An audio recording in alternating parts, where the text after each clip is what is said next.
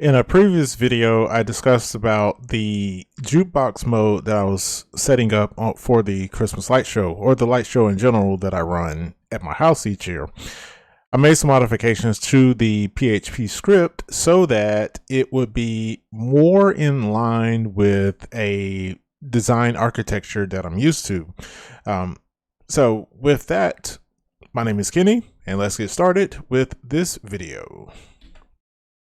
All right, so I have the same PHP script that I had, but I've modified it to better organize the code. So I'm going to start at the bottom, actually, where I have my switch statement. And the way I set up this script is so that it performs a different action depending upon the HTTP request method that is made to this particular URL. This is typically how APIs work. Based upon the request method, a particular action is taken. So if you make a GET request, that means you're wanting to get data. Post request, create, put, update, delete is delete. And so I kind of did something similar, but with this though, it doesn't necessarily work in that manner. Well, not exactly. All right, so the delete doesn't actually delete. What it does is it actually makes an update to say that all the rows in the sequence table or the song request table have been marked as being played, effectively deleting all of the pending requests, even though the historical information of what song was played when still remains in the database for logging and archiving purposes. The GET request is set up in a way so that it gets the next song to be played. And the post request will come from the website, thealmostengineer.com/jukebox, where people can go to during the show. This will be that particular page. And I'm not sure why that URL is there. But this will be the page that people go and they select their song and then they enter in the code that corresponds to that particular day's show. Now, the code, as well as the API keys, the database, and all the other information is stored in a config.php file, and all of those items are defined as constants within that file. Thus, you will see that here in the script as we walk through this. I had an issue with the dates and the codes that I've defined, and what I found out was that the default time zone for the production instance of thealmostengineer.com was not set to America Chicago. So what I did was, in this script, I set it to America Chicago. I believe the production environment is actually in the Eastern time zone, so it'd be America New York. But I wanted to align with the time zone that I'm in, which is in the Central time zone, and Chicago is the city that represents the Central time zone in America. Now, I did create this class here, and I've created several other classes, but I'm gonna go through them one at a time.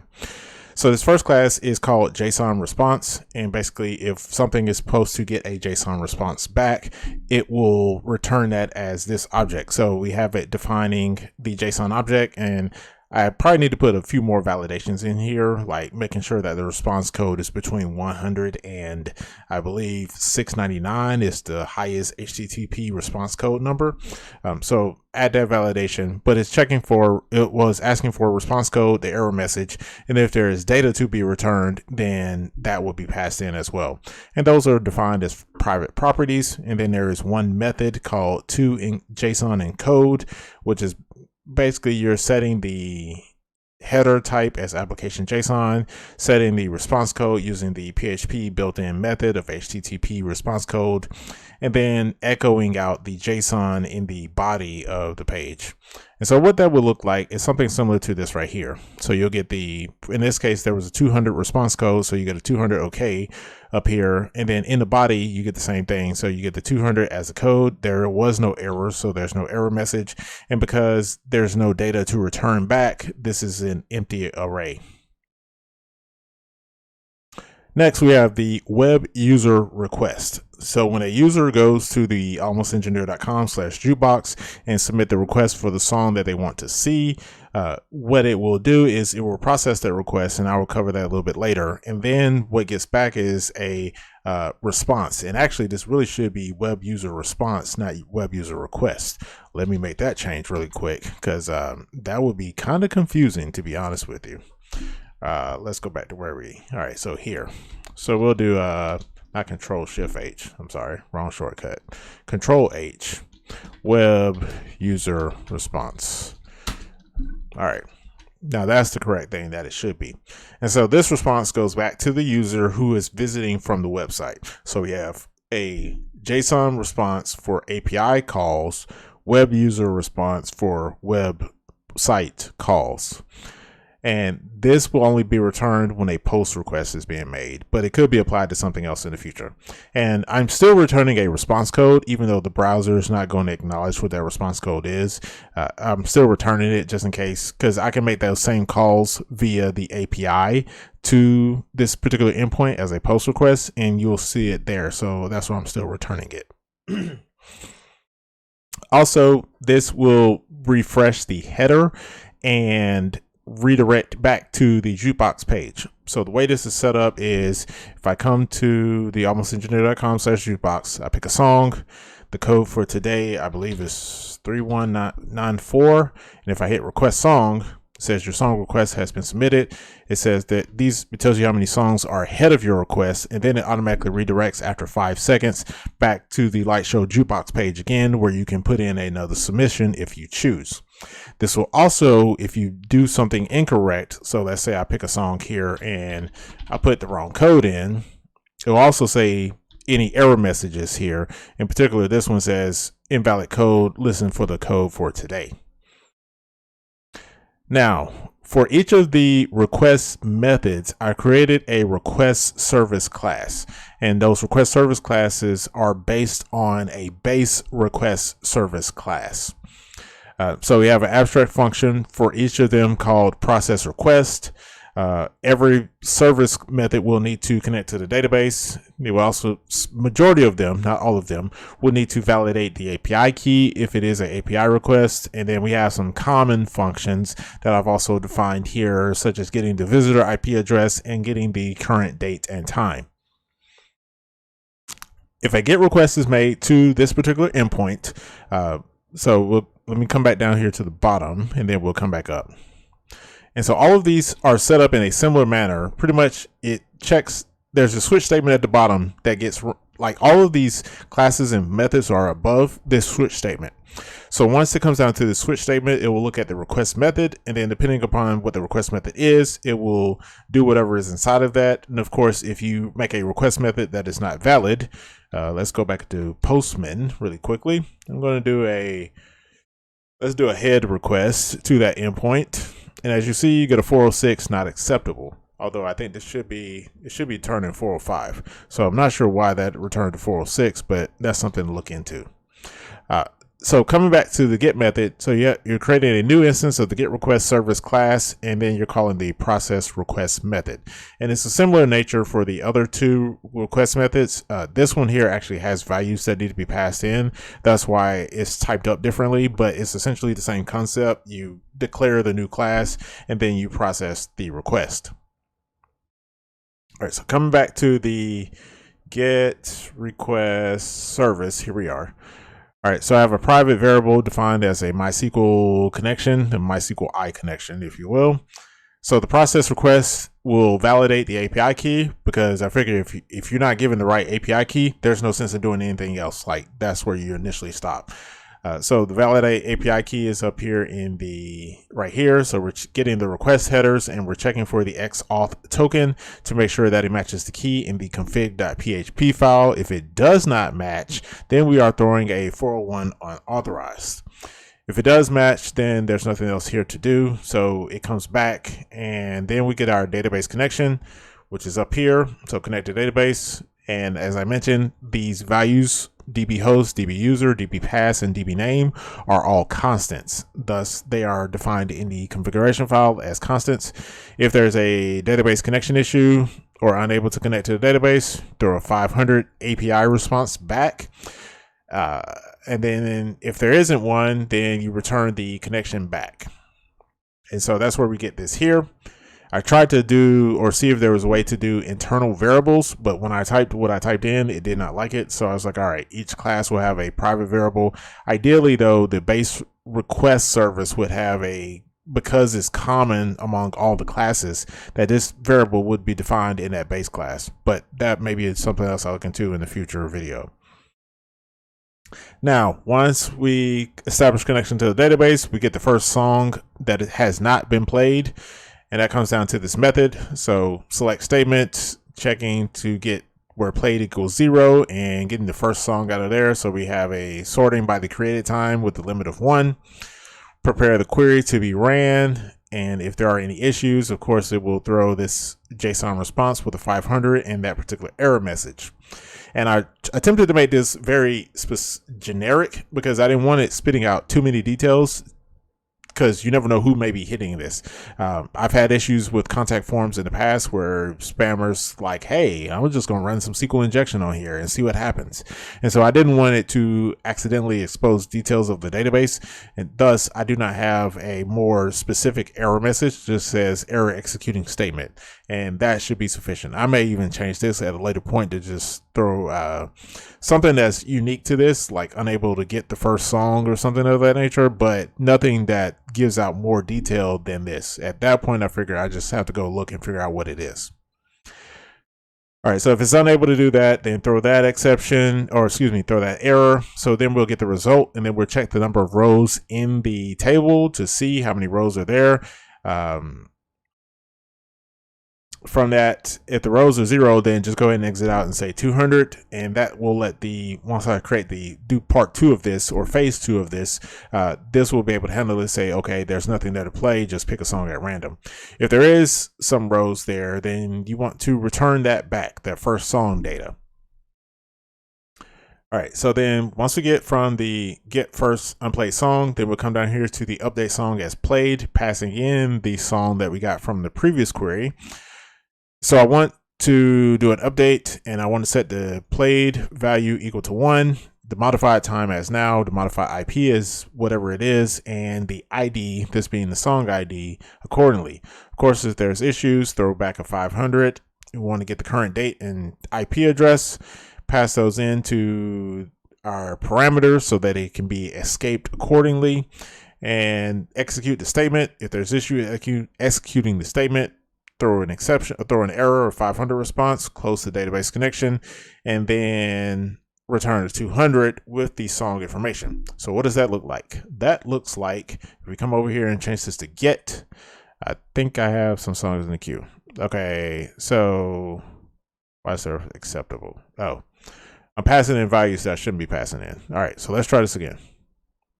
All right, and so here we go. We get the 200 acceptable code or OK code, no error message, and then the data is the song information in addition to the created time and the ID of this in the database.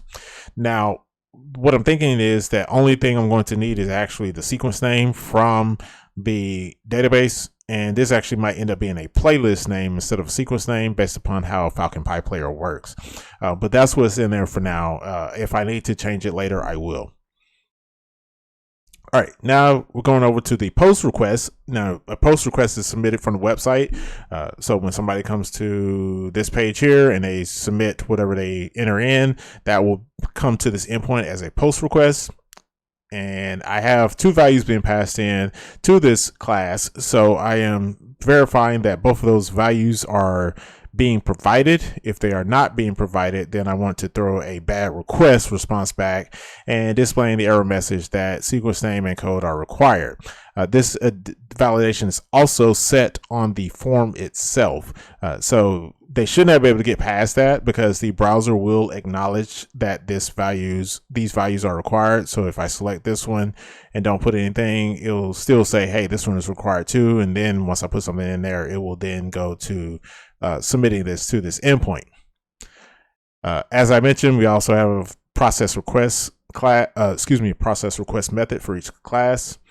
So the first thing you want to do, there is no API call, so there's no API key to validate here, but we do want to validate the code that is being provided. That code is defined in a constant, and so that's why this is being called first. And if we come down here, we're getting the code for today. So this is a switch statement that it will look for the day of the week, and then in that configuration file, there's a code for each day of the week, and that changes per the day of the week. And then you want to get the code for today. And if the code entered matches the code for today, then we'll continue. Otherwise, you return back a 400 response letting know the user it has provided a bad code and that they need to listen to the show announcement to get today's code in order to submit their request. Next, we will connect to the database. And next after that is to prevent spam and flood requests. And by flood requests, I mean people just constantly hitting the submitting requests for the sake of submitting them and not actually really caring. I went through the Remote Falcon issue tracker and tried to, or looked at the issues that other people have reported. One of which was that somebody mentioned that his neighbor's child was, knew how to get on the computer and so forth. So the neighbor's child was going in and filling up the queue with songs, and he wanted to know how to prevent that. And so some features were implemented in Remote Falcon to mitigate that. So I was like, okay, that is a very, very valid point. I do have neighbors that do have kids and grandkids that may come over to see the lights. I don't think they would attempt to do and just flood up the queue, but you never know because kids are kids. That being said, I set up this method here. What it does is it will check to see how many songs that have been requested from a particular IP address and have not been played yet, based upon how many songs are there. And so you have the statement, get the visitor IP address and so forth. If that value is greater than or equal to 2, it's going to throw back an unexpected error. Now the error is expected, but you in a similar regard to not telling a user that the email is correct but the password is wrong, this is kind of the same thing that being very obscure with what is actually happening behind the scenes. Because what you don't want to have happen is they're on their computer, they're on their laptop inside using Wi-Fi, and they fill up the queue, and then you tell them, hey, too many requests from this particular IP address. So then they go get on a VPN, and then they submit more requests, and then that fills up, and then they go get on their cell phone, and then they submit more requests, and then that fills up. That's what you don't want to have happen. So I'm providing a very generic error message here that says unexpected error, and only once as those songs play and as those songs play, this number will eventually drop down to below the threshold, to which then they can request more songs. So after we check and verify that they're not spam requests or flooding the queue for the sake of flooding it, then we want to validate the sequence is not already in the queue. Now with Remote Falcon, it has this feature where you can limit how many times a song can get played, if you will. And so my thought was, if the song is already in the queue, don't add it to the queue again. With Remote Falcon, you can add a song to a queue, but you can define how many songs that have to pass in between. For example, so if you request the Polar Express and you put in, well, it has to be at least 2 songs between this song and the next time the Polar Express plays, it will enforce that. This is another implementation of that, but in my opinion, it's easier to check to see if it's already in the queue and hadn't been played versus defining how many songs that will be that has to go in between. The logic on that is, in my opinion, a little bit more simplified to be able to do. All right, so after we validate that the sequence is not already in the queue, then we get the number of songs in the queue and we place that into the songs ahead variable. Let me highlight this method again. So nope. There we go. That right there. All right, so get the number of songs in the queue is doing a select statement where it gets the number of songs that have not been played, and then returns that number of rows back and stores it in this variable here, to which then it will be used later, as you see here. We also want to get the visitor IP address, and that's using the built-in PHP server request. Where is it? It's in the, here we go. So server remote address built-in variable. So nothing fancy about that part. All right, so after we get the visitor IP address, then we add the song to the queue, passing in the IP address and the number of songs ahead. And we're also getting the sequence name, and the sequence name is defined as a class variable, thus why it's not being passed into this method. All right.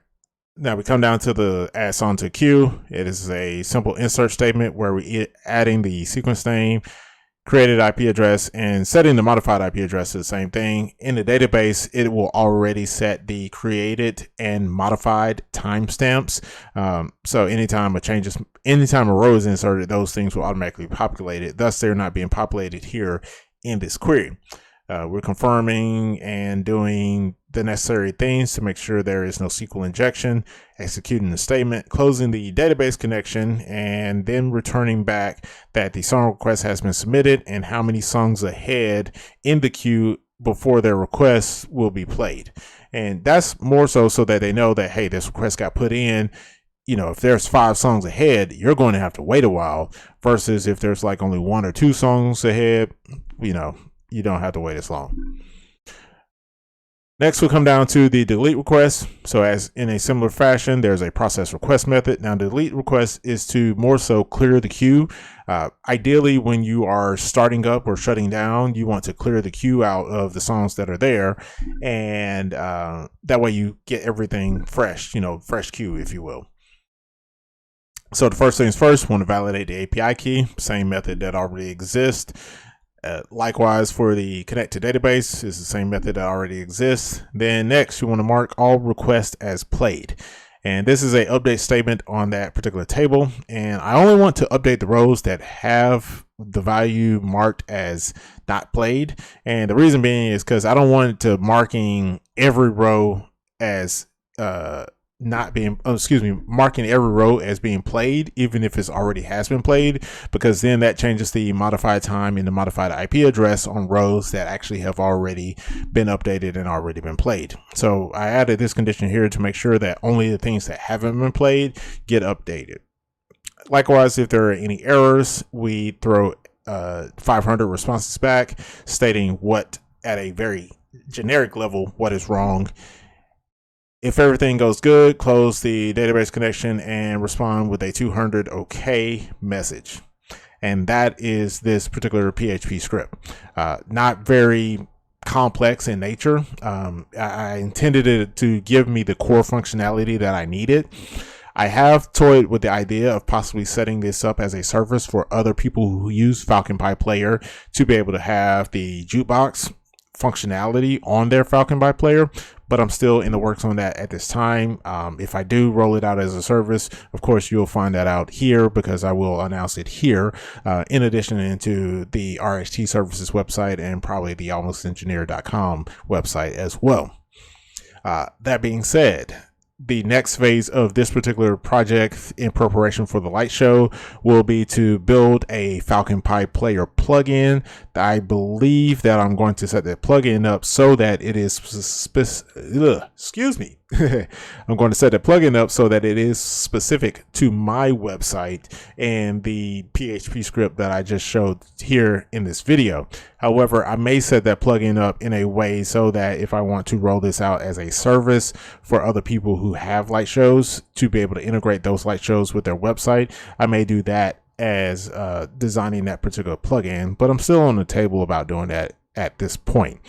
That being said, thank you for checking out this video. If you have comments or questions about the light show or anything as it relates to the light show, drop a comment down below, leave your questions down below. Please be sure to subscribe, follow, give me a thumbs up if you like this content, and we'll see you in the next one. Thank you for watching.